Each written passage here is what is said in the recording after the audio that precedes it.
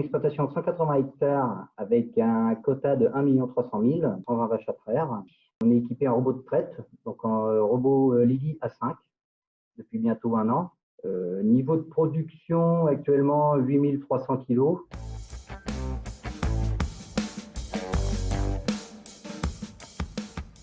Finalement, quand on a mis en place les robots de traite, on s'est aperçu qu'on a détecté des problèmes finalement sur le cheptel. Contrairement aux multipares qui, elles, ont une bonne production, au niveau des génisses, on oscille entre 25 et 27 kg de lait. Donc il y a un petit souci de démarrage en lactation au niveau des primipares. On avait des problèmes de non-délivrance sur nos génisses et aussi sur les vaches. Pour les fièvres de lait, ça va. On ne va pas dire qu'on était vraiment embêtés. On a détecté des problèmes d'hypocalcémie subclinique au niveau du cheptel. Donc, moi, j'ai le veto qui suit l'exploitation. Donc, on s'est aperçu de tous ces problèmes-là. Donc, on a commencé à s'interroger et à savoir pourquoi. Et finalement, le point de départ, c'est bien un petit souci de préparation vélage.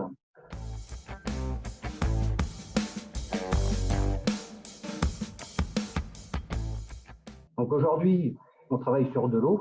Donc il y a un lot de tarissement et un lot de préparation vélage. Et maintenant, chose qu'on fait, c'est qu'on intègre les génisses en lot de tarissement. 3 semaines avant le vélage, on les met en préparation vélage. Ce qui se passe, on fait une ration commune pour tout le monde, une ration vache tarie. Dans la ration tarie, on met de la paille de blé à hauteur de 4,5 kg par VL, par l'an brut. Moi, c'est ce que je mets dans ma mélangeuse. En brut, on met 4,5 kg. Maïs en silage, on met 20 kg. Tourteau de colza, on est à 2 kg. Et sinon, le magnéphose, ça c'est le minéral que j'utilise, et on met 120 grammes. Donc ça, c'est la ration commune. À côté de ça, pour les prépas vélage, sur cette même ration, je fais plus 2 kg de tourteau de colza.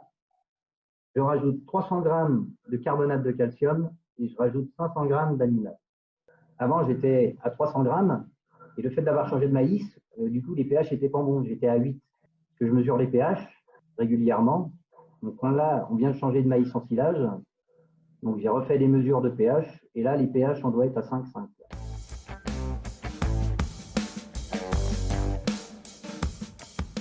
Et ça, c'est hyper important. Hein. Parce que là, j'étais obligé de changer de paille. Là, j'étais tombé sur une paille un peu plus longue. Et j'ai été obligé de changer. Je viens la chercher sur l'autre site. Là, on a de la petite paille fine, bien broyée. Là, franchement, c'est impeccable. Et au niveau consommation, on voit bien, tout le monde mange bien. Quoi.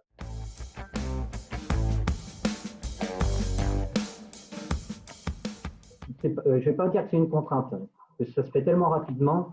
Ouais, ça m'arrive souvent de donner à manger à mes vaches taries en fin de matinée.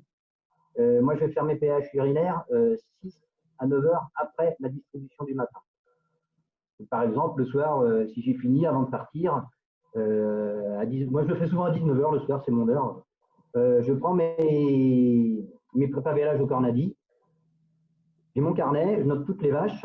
Après, je prends des petites bandes pour mesurer les pH. Et je frictionne mes vaches à l'arrière, en dessous de la vulve. Donc je frotte assez activement et ça déclenche, du moins ça déclenche l'envie d'uriner. Hein. Moi, avec ma petite bande papier, je fais en sorte de l'arroser d'urine. Et après, je mesure la couleur de la bande pour savoir à quel niveau de pH je suis. Moi, je ne le fais pas toutes les semaines, mais allez, tout dépend si je change de fourrage. Quoi. Si je le fais 2 fois dans le mois, après. Mais non, c'est un jeu d'enfant.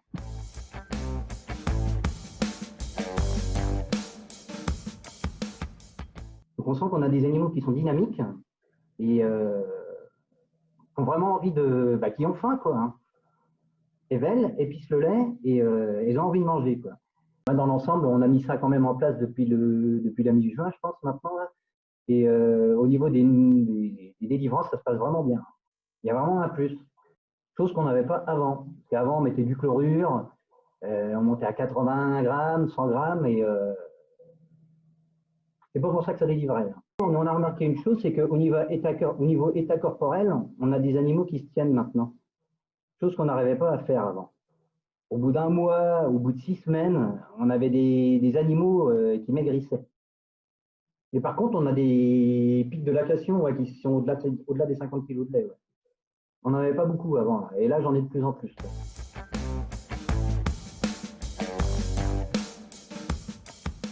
Ouais. Depuis qu'on fait comme ça, moi j'ai vu mes génisses se transformer. C'est-à-dire qu'on a des bêtes aujourd'hui qui arrivent avec un bon état corporel, avec des bons démarrages en lactation. Et ce qui fait qu'aujourd'hui, on a des génisses qui démarrent en lactation et elles se tiennent entre 38, allez, on va donner une fourchette, on va dire qu'on se tient entre 35 et 40 kg de lait sur des génisses à partir de 5 semaines. Et au bout de 15 jours, on est déjà à 34 kg de lait. Quoi.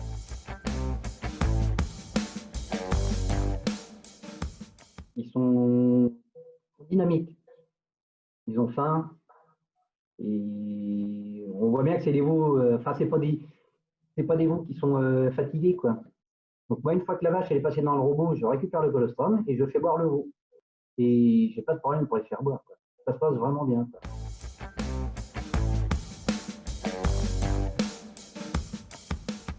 Le programme me donne entière satisfaction. Donc j'attends de voir par la suite sur du long terme ce que ça va donner. Mais compte tenu des premiers éléments, quand je vois la production laitière de mes primipares pour l'instant, c'est à la hausse. Donc c'est sur le bon chemin. De toute façon, visuel, on a remarqué du changement. Donc je dirais que c'est peut-être un petit peu trop tôt pour se prononcer, mais en 2 mois déjà on a vu une différence. Donc c'est que ça marche. Il se passe quelque chose. Quoi.